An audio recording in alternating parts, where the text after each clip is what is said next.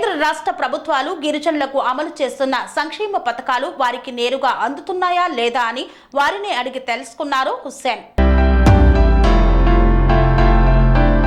కేంద్ర రాష్ట్ర ప్రభుత్వాలు గిరిజనులకు అమలు చేస్తున్న సంక్షేమ పథకాలు నేరుగా లబ్ధిదారులకు చేరుతున్నాయా లేదా అన్నదే దేశవ్యాప్తంగా తిరిగి తెలుసుకుంటున్నట్లు national tribal commission member Jatoth Hussain Naik తెలిపారు. ఈ రోజు ఖమ్మంలో విలేకరుల సమావేశంలో మాట్లాడుతూ తెలంగాణలో ధరణి వచ్చిన తర్వాత గిరిజనులు చాలా మంది భూ సమస్యలను ఎదుర్కొంటున్నారని పేర్కొన్నారు. గిరిజనుల భూ సమస్యలను వెంటనే పరిష్కరించే విధంగా చర్యలు తీసుకుంటామని హామీ ఇచ్చారు. దేశవ్యాప్తంగా గిరిజనులకు సంబంధించిన 25,000 కేసులు అపరిష్కృతంగా ఉన్నాయని వీటన్నింటినీ పరిష్కరించే విధంగా కమిషన్ చర్యలు చేపట్టిందన్నారు.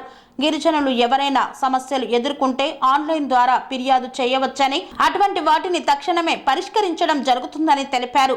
సౌత్ ఇండియాలో హైదరాబాద్లో ఎస్టీ కమిషన్ కార్యాలయం త్వరలో ఏర్పాటు చేయనున్నట్లు వెల్లడించారు.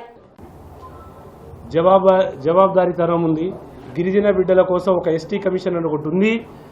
వాళ్ళకి ఏమైనా ఇబ్బంది కలిగితే ఇక్కడ ఒక స్థానిక ఒక బిడ్డ ఉన్నాడు, ఖచ్చితంగా అడుగుతాడనే నమ్మకం మామూలు కలగాలి, వాళ్ళకు ఒక చురుక ఉండాలి.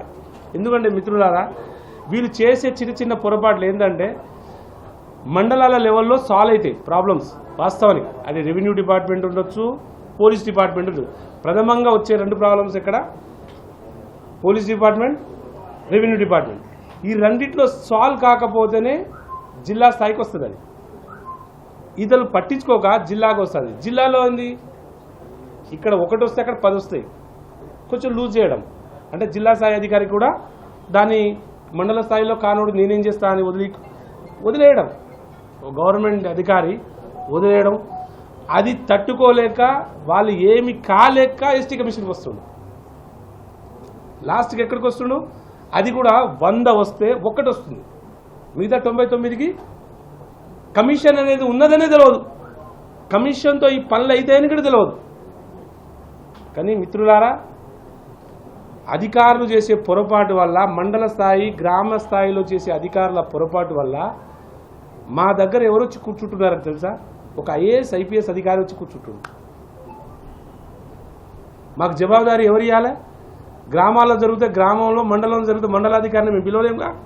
మేము పిలవగలిగింది ఏంది? ఒక జిల్లా స్థాయి అధికారిని పిలవగలుగుతాం. నేను నా షెడ్యూల్ ప్రతి సోమవారం మంగళవారం అనేది నేను హీరింగ్ అని పెట్టుకున్నా ఢిల్లీలో. నా దగ్గర వస్తున్న ప్రతి అధికారి ఒక ఐఏఎస్ ఐపీఎస్ గవర్నమెంట్ అధికారి, అది ఏ సెక్టార్లో అయినా ఉండొచ్చు. వాళ్ళు వచ్చి కూర్చుంటున్నారు. ప్రాబ్లం చూస్తే గింతే ఉంటుంది. వాస్తవం చెప్తే ప్రాబ్లం చేస్తే గింతే ఉంటుంది. అది గ్రామీణ స్థాయిలో అయిపోతుంది, కానీ అక్కడ వరకు వస్తుంది. అంటే ప్రాబ్లం వీళ్ళది కూడా ఉంది. వీళ్ళు గ్రామీణ సపోజ్ గ్రీవెన్స్ అని పెడుతున్నారు, జిల్లా గ్రీవెన్స్ అని పెడుతున్నారు. మరి వీళ్ళు అది చూసి పట్టించుకోవాలిగా. ఇవాళ వచ్చారు 20 పేపర్లు పట్టుకొని వచ్చారు. వాళ్ళ ప్రాబ్లం చిన్న చిన్నవి ఉన్నాయి. అవి నిజంగా అక్కడ స్థాయి అయితే కావట్లేదు. కానీ మోస్ట్లీ కమిషన్కి వచ్చినాక అది 99% అయిపోతుంది. 1% నేను చెప్పలేను. ఎందుకంటే కొన్నిసార్లు రాంగ్ కూడా వస్తుంది. కేసులు కొంచెం రాంగ్ కూడా వస్తుంది. అంటే నేను తప్పుగా భావించద్దు.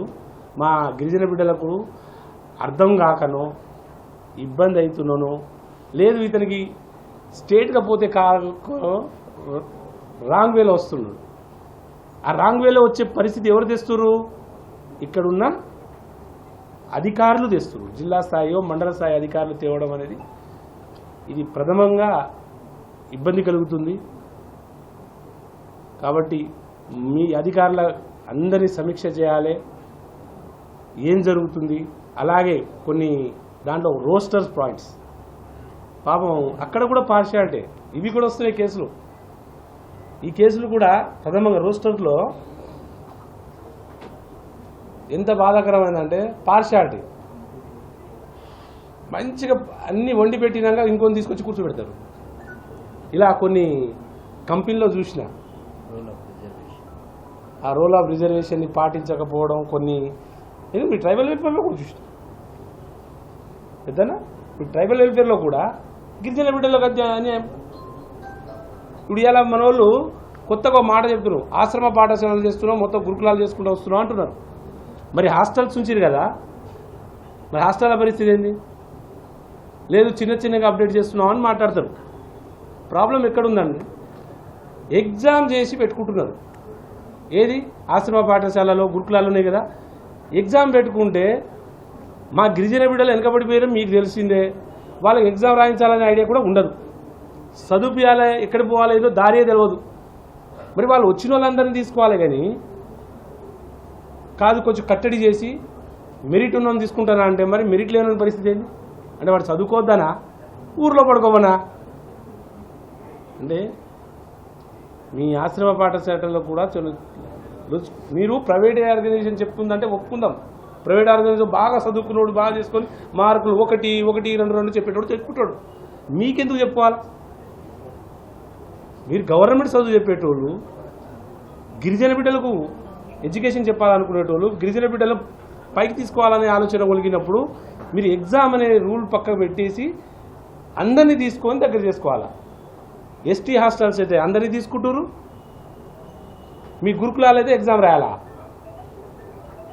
అంటే మెరిట్ స్టూడెంట్స్ తీసుకుంటే నార్మల్ గరీబోని పరిస్థితి ఏది? మెరిట్ ఎక్కడో వస్తారు, వాడు వెనకబడ్డాడు కాబట్టే కదా వాళ్ళకి ఎడ్యుకేషన్ చెప్పమంటున్నాం. అంటే దాంట్లో కూడా కొంత తప్పుల తడక ఉంది. దాన్ని కూడా మనం ఖచ్చితంగా నేను మాట్లాడతా, దీన్ని కూడా గాడిలో పెట్టాలి. లేదు అనుకుంటే ఇప్పుడు ఇమ్మీడియట్లీ ఎస్టీ హాస్టల్ అందరినీ గురుకులాల కింద మార్చండి, ఆ ఫెసిలిటీస్ వీళ్ళకి కూడా ఇవ్వండి. మళ్ళీ కొత్తగా మనం ఇది చేయాల్సిన అవసరం లేదు కదా. ఇదొక మాట. స్వామి బోధానంద గోసేవ ఆశ్రమం సైథాపూర్. జ్యోతిష్యం, వాస్తుశాస్త్రం మన పూర్వీకులు మనకిచ్చిన వరం. దుర్గాదేవి, కాలభైరవ ఉపాసనతో వాక్సిద్ధి పొందిన శ్రీ శ్రీ బోధానందగిరి స్వామివారు మీకు ఎలాంటి సమస్యలున్నా, వాటిలో ముఖ్యంగా ధన నష్టం, ఆరోగ్య నష్టం, భార్యాభర్తల మధ్య గొడవలు, ప్రేమించుకున్న వారు దూరం అవడం, ఎన్ని సంబంధాలు వచ్చినా పెళ్లి ముడి పడకపోవడం, రోడ్డు ప్రమాదాలు, అప్పుల బాధలు, వ్యవసాయంలో నష్టాలు, పెద్దల మాట పిల్లలు వినకపోవడం, ఆరోగ్య శాంతి, గృహశాంతి, మనశ్శాంతి లేకపోవడం, ఇలాంటి సమస్యలు ఉన్నట్లయితే ఒక్కసారి స్వామీజీని కలవండి. మీ సమస్యలకు తగిన పరిష్కారాన్ని పొందండి. అంతేకాక అన్ని రకాల వ్యాధులకు గోపంచకవ్య మరియు మూలికా వైద్యం చేయబడును. నమ్మకంతో రండి, ఆయురారోగ్యాలతో వర్ధిల్లండి. మా అడ్రస్ స్వామి బోధానంద గోసేవ ఆశ్రమం, సైథాపూర్, వీరభద్రస్వామి గుడి దగ్గర, యాదగిరిగుట్ట. సంప్రదించవలసిన నెంబర్ 9849213754 మరియు 9618034138.